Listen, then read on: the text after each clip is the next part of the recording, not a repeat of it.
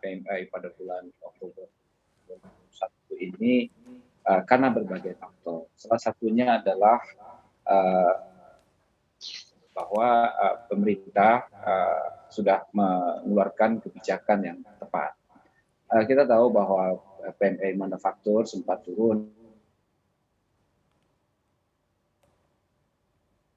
pada bulan kemudian naik lagi pada bulan September dan bahkan mencapai titik puncak tertinggi dalam sejarah manufaktur industrial pada bulan Oktober 2019 itu sebesar 57,2.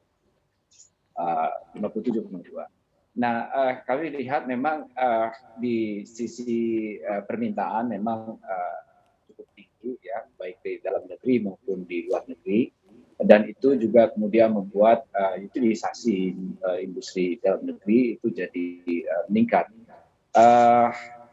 Begitu juga dari sisi input ya, itu juga kita lihat misalnya bahan baku dan tenaga kerja itu juga sudah tersedia dengan baik. Dan pasca pandemi, karena memang kemarin pada waktu pandemi lonjakan COVID kedua, itu memang kita ada pembatasan PPKM, ya, di mana industri dibagi dalam dua kategori. Pertama ada industri kritis, ya, kategori kritis yang maksudnya bisa beroperasi 100%, dan industri kategori esensial yang beroperasi 50%.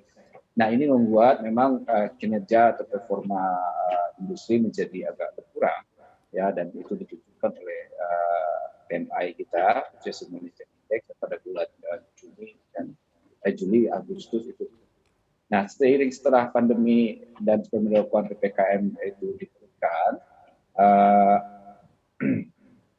industri kembali menggeliat dan kita lihat memang banyak permintaan dari luar negeri atas produk manufaktur Indonesia, dan juga jalur input, ya, input bahan baku kita juga sudah cukup bagus sehingga bisa rebound dan bahkan mencapai puncaknya.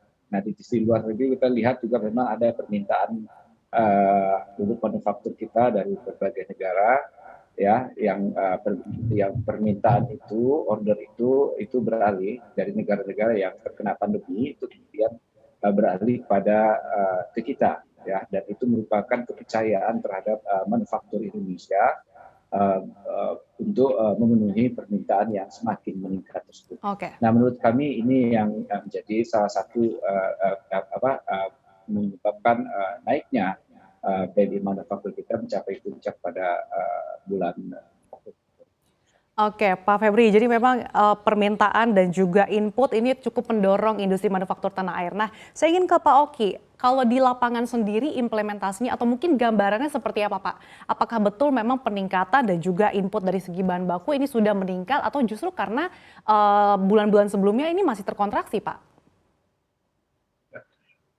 Terima kasih Mbak Sasha.